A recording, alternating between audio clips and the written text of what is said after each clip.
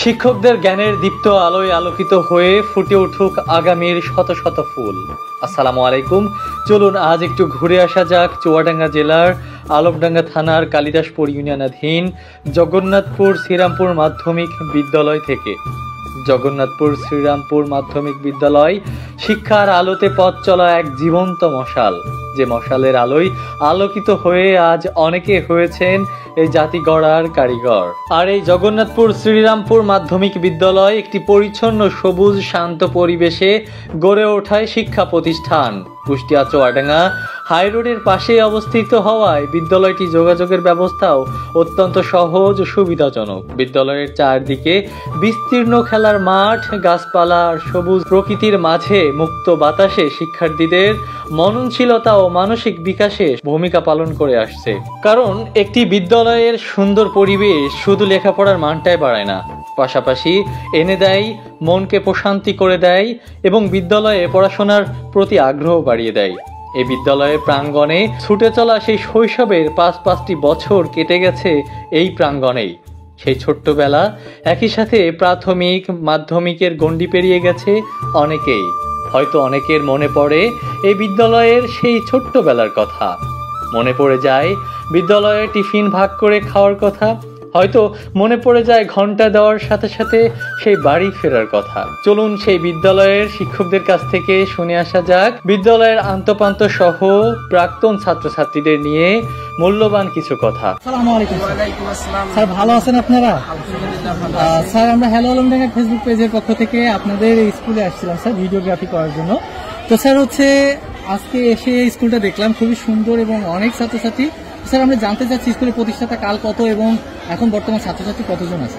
আমাদের স্কুলের প্রতিষ্ঠা 1994 সালে আমরা প্রতিষ্ঠা করি, কিন্তু আমরা ক্লাস শুরু করি 1995 সাল থেকে। আচ্ছা, আমাদের প্রতিষ্ঠাকাল সভাপতি ছিল আব্দুর রহমান জর্দার। ছাত্রছাত্রী 450-র উপরে। বর্তমান ছাত্রছাত্রী 450-র উপরে। আচ্ছা, আর স্যার যেই প্রাক্তন ছাত্রছাত্রীরা চলে গেছে স্যার বিদ্যালয় প্রাঙ্গণ থেকে, তাদের ব্যাপারে স্যার যদি বলতেন।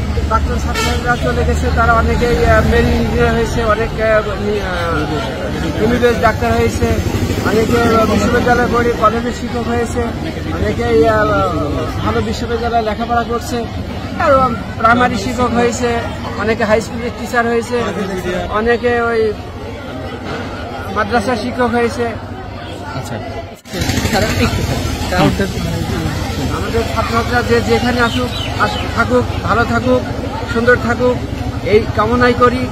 এবং আমাদের ভবিষ্যতে এই স্কুলের আরো মান উন্নত হোক, শিক্ষকদের জীবন মান আরো উন্নত হোক, এবং হ্যালো আলমডাঙ্গা থেকে যারা আসছে তাদের আরো যাতে উন্নত ভিডিও করার জন্য তারা যাতে আরো সাহসিকতার সাথে করতে পারে, এবং আমরা সেইগুলো লাইক, কমেন্ট এবং শেয়ার করে তাদের এই কার্যক্রমকে আরো যাতে উদ্বুদ্ধ হয় সেই চেষ্টাই আমরা করব। এই বিদ্যালয়ের শ্রেণীকক্ষগুলো সুবিন্যস্ত এবং শিক্ষকদের আন্তরিকতায় ক্লাসে রয়েছে শৃঙ্খলা ও নিয়মাবদ্ধতা। শুধু পাঠ্যপুস্তকই নয়, বিদ্যালয়ের সহশিক্ষা কার্যক্রম যেমন খেলাধুলা, বিতর্ক, সাংস্কৃতিক চর্চা এবং নানান ধরনের প্রতিযোগিতাও হয়ে থাকে নিয়মিত। এবং এই বিদ্যালয়ের শিক্ষার্থীরা প্রতি বছরই ভালো ফলাফল এনে দেয় এই বিদ্যালয়ের শিক্ষকদের, যা এই অঞ্চলের শিক্ষার মান উন্নয়নে বড় ভূমিকা রয়েছে। শুধু তাই নয়, আলমডাঙ্গা শহরের খুব কাছাকাছি হওয়ায় শিক্ষিত হওয়ার প্রচেষ্টায় ছেলেমেয়েদের তুলনায় মেয়েদের উপস্থিতির সংখ্যায় তুলনামূলক বেশি এই বিদ্যালয়ে। বিদ্যালয়টি স্থানীয় শিক্ষা ব্যবস্থার জন্য একটি আশীর্বাদ স্বরূপ। ভবিষ্যতে আরও উন্নত, আরও আধুনিকায়নের মাধ্যমে এটি হবে একটি দৃষ্টান্তমূলক শিক্ষা প্রতিষ্ঠান, যেই শিক্ষা প্রতিষ্ঠান থেকে দেশের আনাচে কানাচে ছড়িয়ে আছেন এই দেশের অনেক সূর্য সন্তান, যারা দেশের সেবায় নিয়োজিত। দেশ ছেড়ে প্রবাসেও আছেন অনেকেই, যারা এই বিদ্যালয়ের ছোটবেলার সেই স্মৃতির কথাগুলো হয়তো খুব বেশি মনে পড়ে। বিদ্যালয় শুধু শিক্ষা ব্যবস্থায় নয়, শৈশবের সেই মধুর স্মৃতি, শৃঙ্খলা, স্বপ্ন বুনে চলা এক আদর্শ ঠিকানা। সেই আদর্শ ঠিকানাকে আমরা সবার মাঝে তুলে ধরতে হ্যালো আলমডাঙ্গা ফেসবুক পেজের পক্ষ থেকে ছিল ছোট্ট একটা প্রচেষ্টা মাত্র। তবে আজ এ পর্যন্তই। আগামীকাল আবার দেখা হবে নতুন কোনো ভিডিও নিয়ে। সে পর্যন্ত সবাই ভালো থাকবেন, সুস্থ থাকবেন। আল্লাহ হাফেজ।